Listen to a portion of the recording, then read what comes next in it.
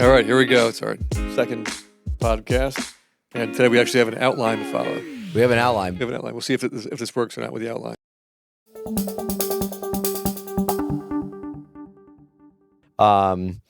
So I'm wearing decorative socks or festive socks here. I don't know what they are. They're not really festive. And you have black socks on, and it makes me think you don't really wear colorful socks with designs, right? You just go straight black and blue. Pretty much, yeah. Are they all black? I do blue with blue suits and black with black or gray suits. Are these black? Are they black? Oh, Derek's colorblind. Colorblind. Shit, I thought I put on blue socks this morning. All right, real fast story. Tell. They're black. They're black. All and right. black, I think, works with everything. It works, yeah. but I meant to wear dark blue. Yeah, but you have like a very sort of eclectic tie collection, so I feel like that's where you express yourself, your ties and shirts. Yeah. I go with some fashionable socks. But real funny story about you being colorblind. I think one of the funnier stories is Derek and I buy the building on Clinton Avenue. And Derek, for some reason or another, was assigned to picking the color of the stone foundation because it needed to be repainted. And so Derek picks the color. He goes away on vacation. I come to work on Monday, and the painters knew that they had to be there very early in the morning to get out of the way for business and parking. And I pull up, and the foundation of our semi-colonial looking building is like aqua green. And I'm thinking, what the hell happened here? So I get out of the car, and the painter looks stymied. The painter's looking at me like, I don't know, dude. It's blue. It's aqua. And I was like, well, why did you paint the whole thing then? If you knew it was like something was off, why did you do it? And he was like, this is what Derek said to do. So then we had to repaint the foundation a gray. I picked the color based on the name of the paint, and it sounded like, I forgot the name, but it was something that sounded it was like appropriate. A sea green it was or like, something. Yeah, it looked like a sea green is what it looked like, but the name was something else that sounded more neutral. Sounded maybe? Neutral, gray, colonial type color. But that was pretty. Anyway, awesome. So we have 2 coats of paint on our foundation. Yeah. One of the many areas where we overspent due to not knowing what we were doing as general contractors. But that's for another episode when we talk about New York State's labor law and why you should not GC the construction of your own home, right? Typically, you're right. Yeah. Bad idea. Bad idea.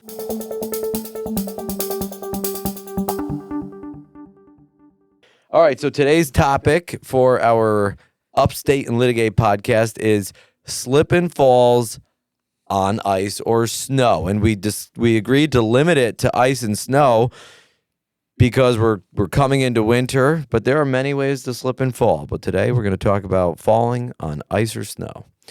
And the first subsection in there is storm in progress. But let's go back a minute. Like, help the viewers understand a little bit how it works. Like when you're sitting in the office and you get a call, someone slipped on ice. Like, what are some of the things we talk about with that person? Well, the main focus is that we have to show liability on the property owner where the person fell. So we have to figure out a way to demonstrate that the property owner failed to do something that they should have done, such as put out salt on the ice or shovel their snow, clear their sidewalks, things of that nature, or something that they did incorrectly sometimes, like if they have a downspout that discharges water out onto a public sidewalk, which then freezes and forms ice on a public sidewalk. Those are just examples. But to win a case, any kind of negligence case, but with a slip and fall case, you have to prove that the landowner messed up, that they were negligent and they failed to act or acted improperly. Right. And that's your basis. And if you don't have that, you don't have a case. So if you just merely slip and fall on someone's property, it doesn't mean that you have a case. Right. So we have to, weave through all the details. But, I think the most important aspect of evidence is photographs or videos, either way. But photographs are great. People have a cell phone now. If you fall on ice, just take some photos. It's that simple. Photographs are important on any premises liability case, right? When you slip on someone else's premises, we call them internally a premises liability case.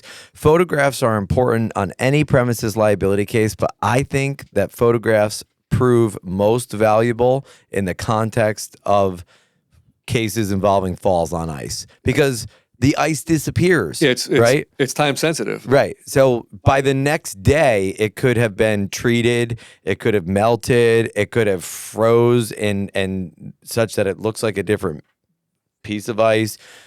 So to any of our viewers, if you slip on ice, try to take pictures. Now, I will also say, though, that sometimes when people slip on ice, they have these horrible injuries. They hit their head, they fracture bones, and that means that they get taken away in an ambulance many times, so they can't take pictures. It's the last thing that they're thinking about.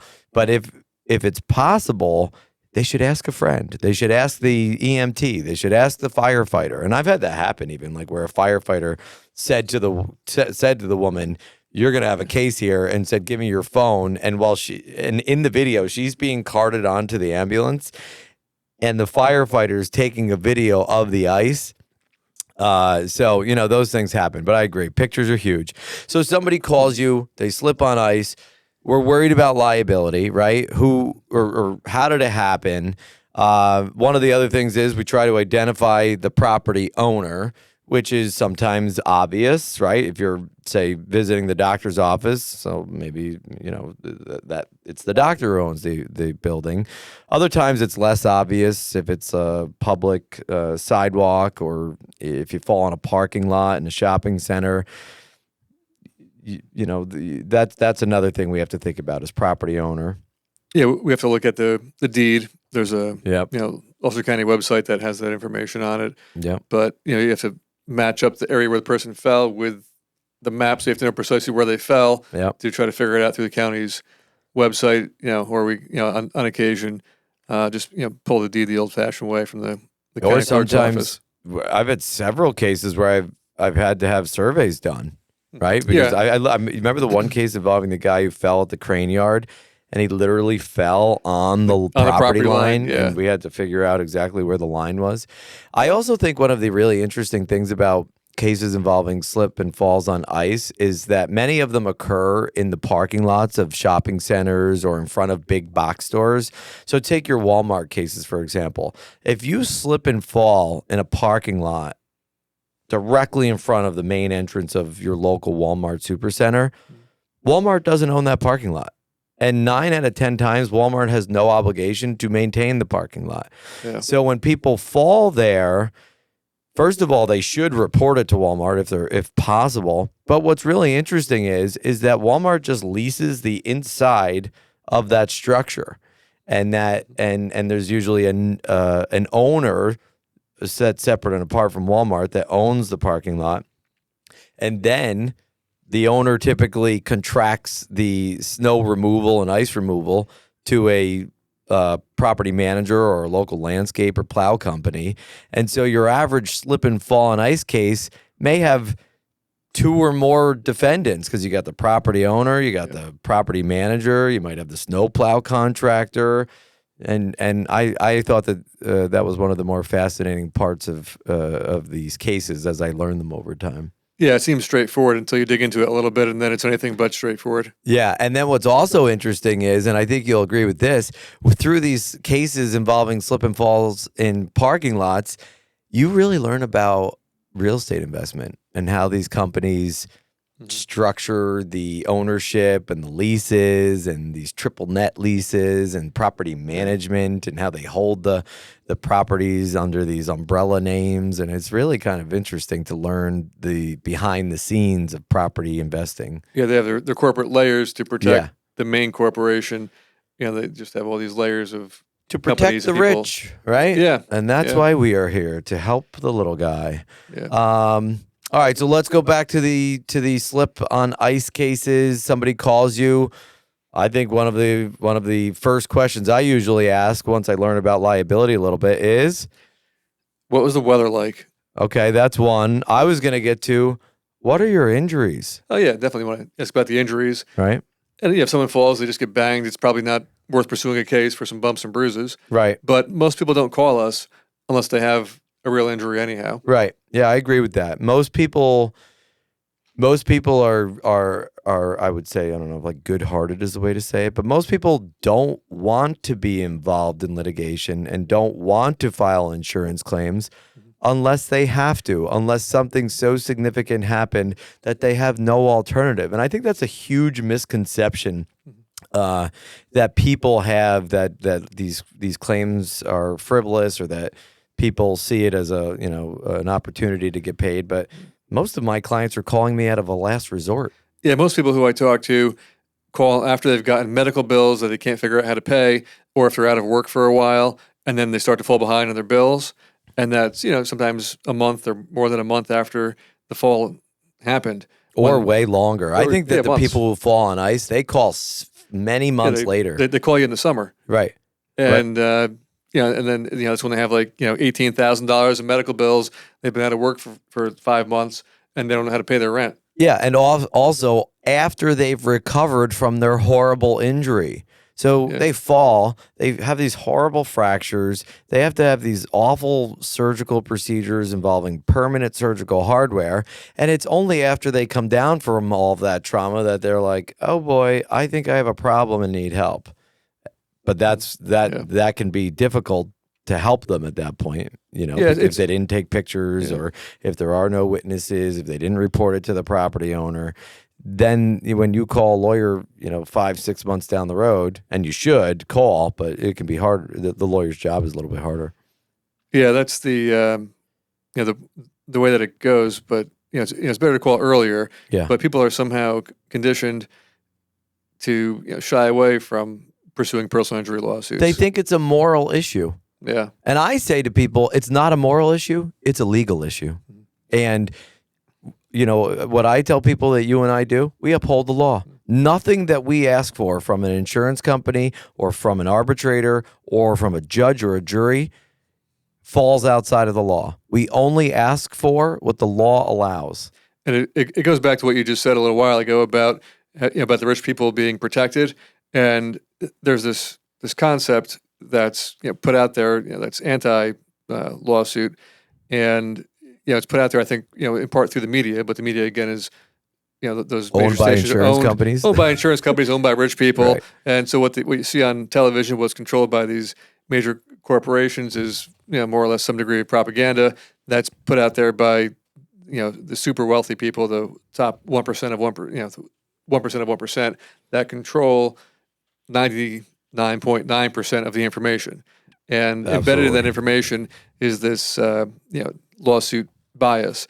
But if you're injured, the law entitles you to a recovery. If the property owner was negligent, and if there's a basis for the case, you're entitled to that. And I'd say more than 99% of our recoveries come from insurance companies. The money comes from insurance companies. Sometimes large corporations are self-insured. They'll kind of take the risk on themselves. But those are major corporations that aren't going to go bankrupt by one lawsuit or even several lawsuits. They can afford it, but it's all factored into their business model. And people and corporations pay premiums for insurance, and that's why they pay those premiums, so that when someone is injured on their property, that the insurance company steps in and pays if it's appropriate for them to pay. Right. I also think, to your point about the propaganda that has been promulgated by the wealthy and the large corporations and the insurance industry is now under attack through social media and podcasts like this. So we are now going to do our effort to level the playing field, just like we do every day in our law practice when we take cases to court, because it's always David, our clients, and us being David, and Goliath, right? I mean, most of our cases, many of our cases anyway, are filed against major corporations. And even if the defendant is not a major corporation, it's usually a corporation that is being protected by an insurance company. It doesn't get bigger and more powerful than that. So I often say that personal injury lawyers help to level the playing field. To go back for a moment, we were talking about how people, after they fall on ice, call their attorney, maybe 4, 5, 6 months down the road, and that makes our job as the attorney more challenging. I think that is one piece of advice that many lawyers fail to give to people as like an educational tidbit is no matter where you fall, whether you fall on a public sidewalk, whether you fall in a parking lot affiliated with a commercial enterprise, no matter where you fall, report it to someone. If you fall on a sidewalk in front of somebody's home, try to report it to them. And if you're too badly injured that moment to do it, send them a letter or call them the next day. If you fall in front of a commercial enterprise, go inside and report it and ask for an accident report.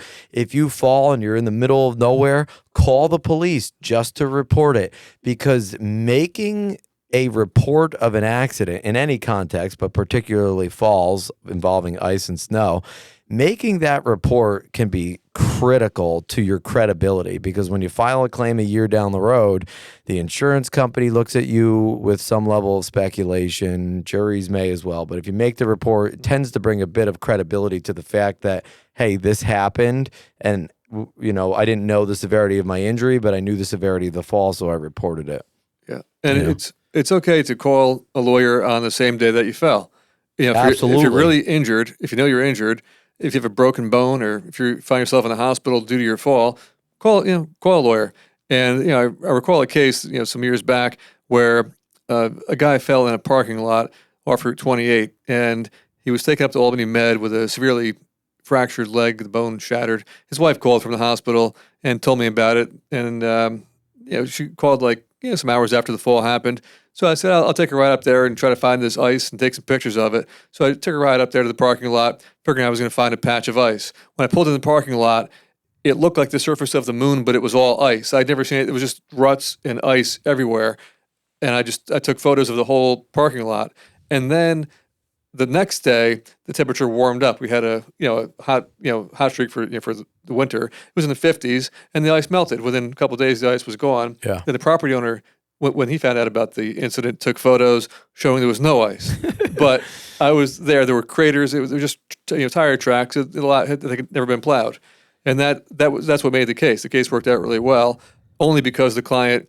I think only because the client called me, or his wife called me, and I went out there that same day. If he had waited even a couple of days, the ice would have been gone. Yeah, and I also think, to that point about calling the lawyer as soon as the accident happened, I think people expect some level of judgment from the lawyer that they call. First of all, it's a great idea. Second of all, it costs you no money to call a personal injury lawyer. Literally no money.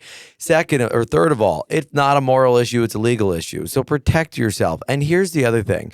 Taking those three considerations in mind, if you call a lawyer to report the situation so that you can get one, advice, and two, maybe pictures taken, but you're not ultimately injured, don't pursue the case. Great. Yeah. You're not hurt. You have no case. I don't want your case. You don't want to pursue the case. So no harm, no foul for making the call, right? So it's just a good idea. Now, we're getting the flash here that we got to move on, but this is such an in-depth topic. Can we have 5 more minutes? So I want to talk about black ice, and I want to talk about storm in progress.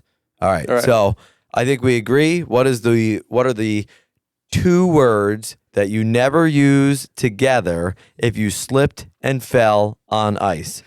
Black ice.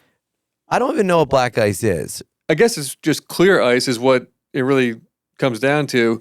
But the theory behind it is that if the ice is perfectly clear, then the property owner can't reasonably be expected to find it and put salt on it or do something about it. Right. I always tell my client, if you didn't see it, the property owner didn't see it. And that's why you never use black ice, because the courts have said, well, if you fall on black ice, then you lose your case. Right. But there are cases where if it's clear ice, you can say clear ice. Clear ice, but ice is actually never ice. black. I think only if you spill like a Coke, then it freezes, then it can be black ice. Right. But there is no. If it's otherwise, you can't find black ice. People just use the term black ice, and I don't know where it came from. But you can say clear ice. You can say clear ice, and you're fine. You have a case, but you can't say black ice.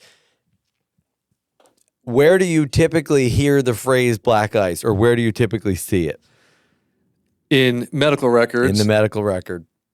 It's always there. The emergency room or the urgent care facility. And I still think that people aren't saying it that much in the emergency room. They can't be. The doctors are putting it in. The doctors just put it in. They say, would you fall on ice? And then they put black ice or clear ice. Right. But the person might describe the ice in one fashion, but the phrase that's used in the medical records is black ice. I swear it's a button in the medical record program. Yeah.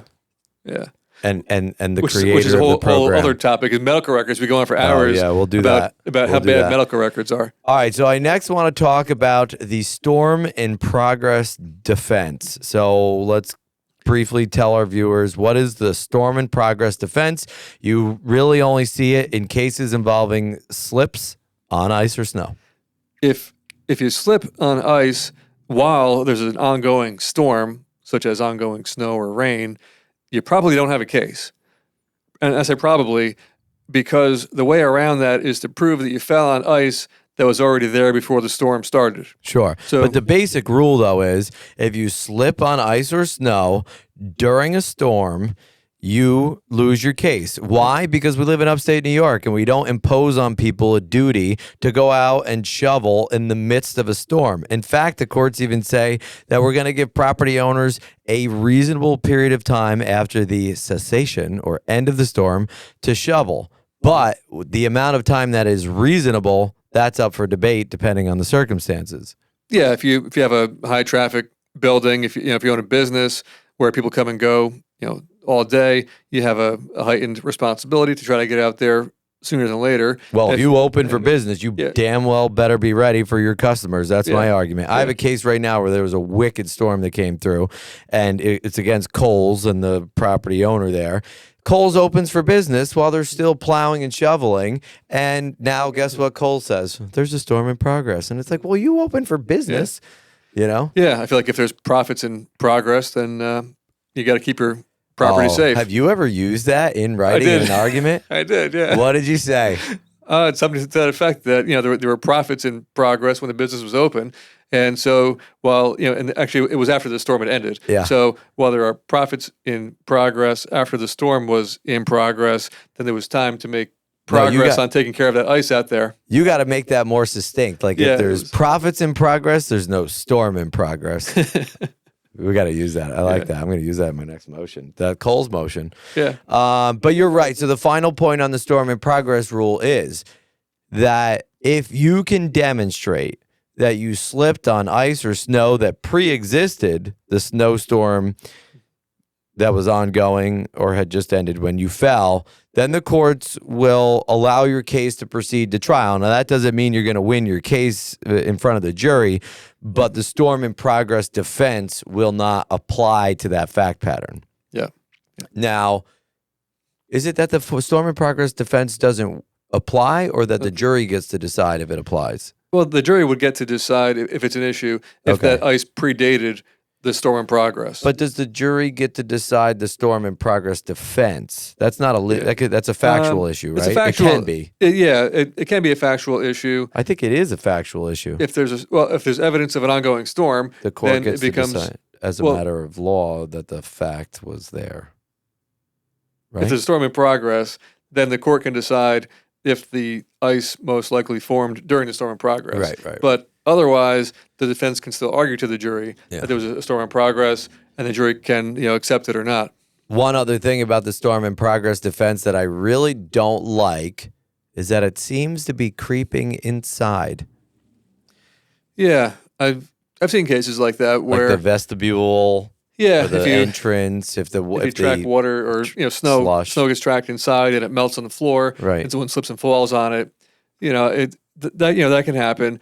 But I feel like if you have a high traffic store, put a mat, put a carpet in the entryway, sure, rugs, mop it, put a mop down, wet floor sign, something. Wet floor sign, mop it, put the mat down, anything. But I think a few years ago, there was a decision that went against me. And the woman fell inside the store. She walked through one of those sort of like vestibule hallways that come in, and the court applied the storm in progress defense even though she fell inside. Yeah, anyway. It can apply, indoors in certain rare situations.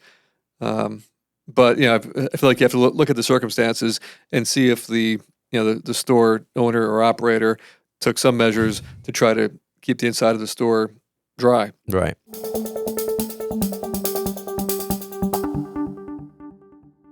So today's Is It Legal question. How long does a personal injury case take to conclude?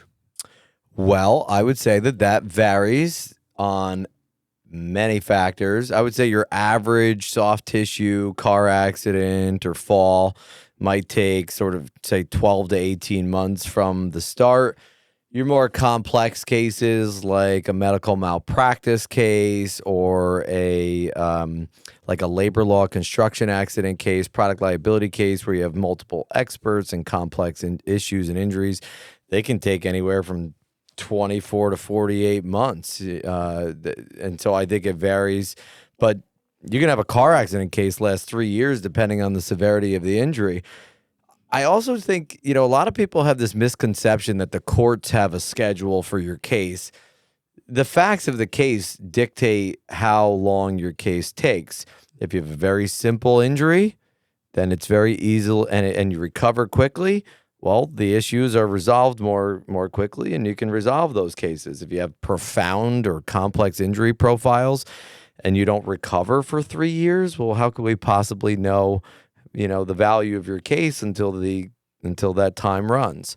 So there is no good answer there. But what would you say in response to the question, how long will my personal injury case take to resolve?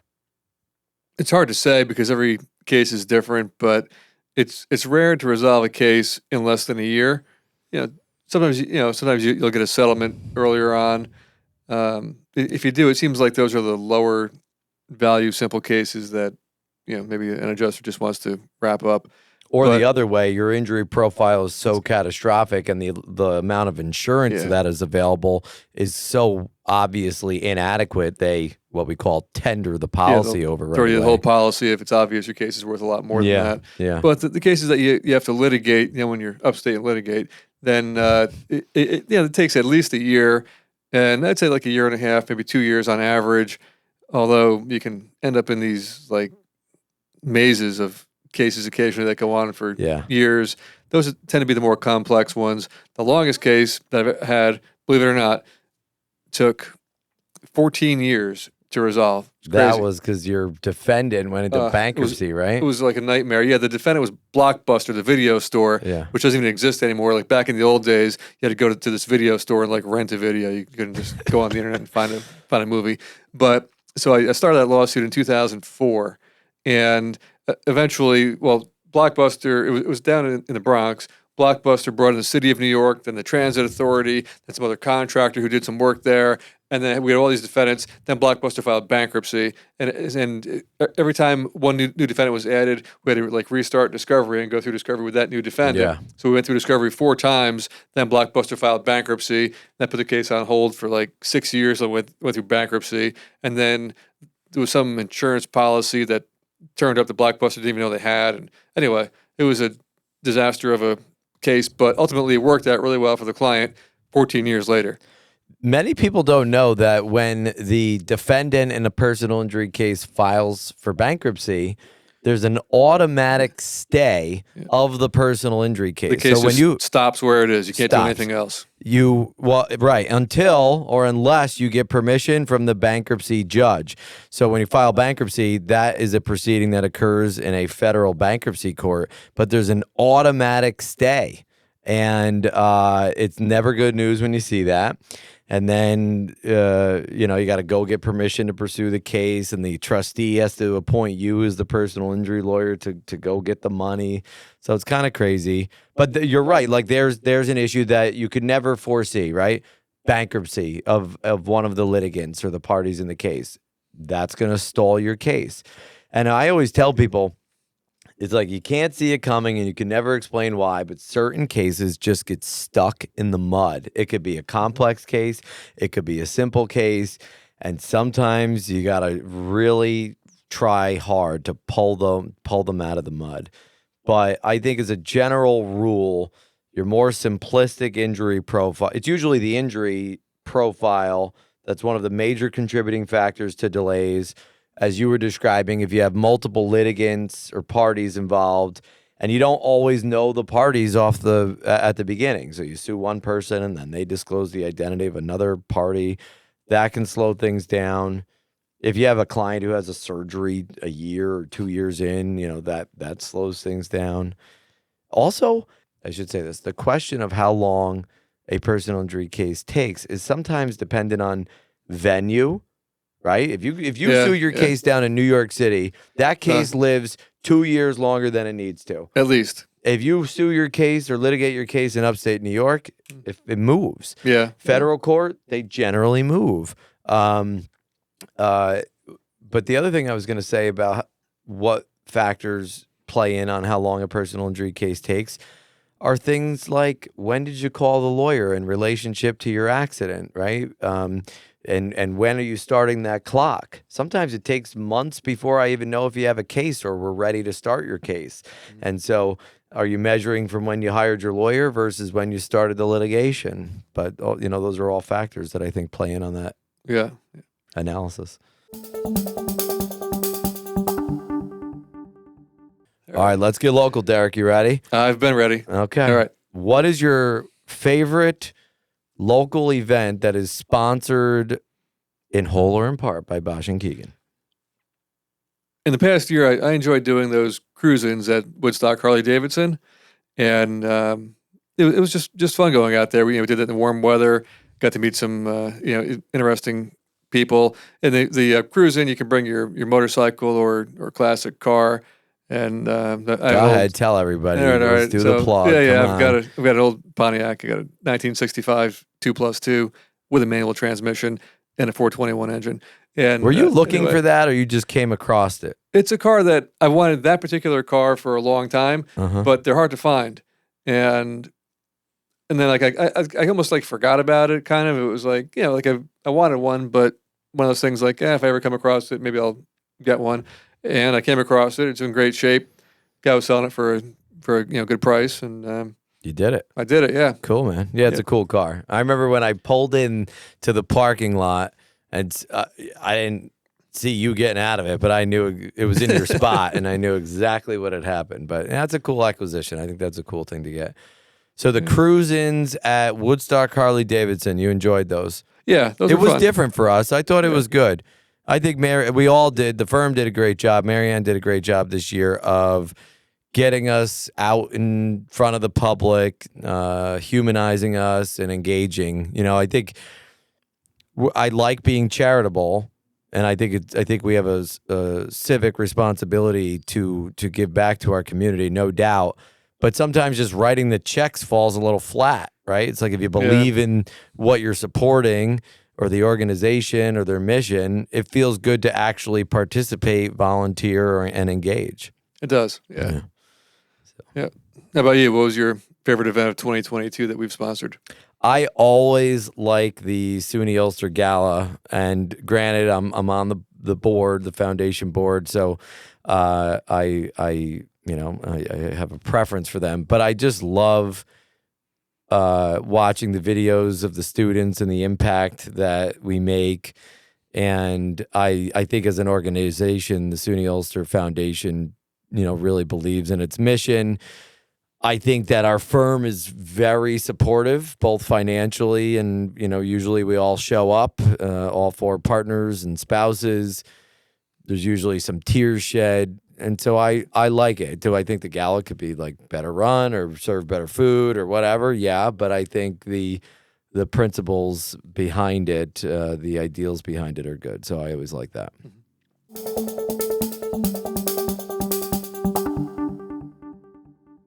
All right, so that was another great episode. It was our second episode, first under the new name Upstate and Litigate.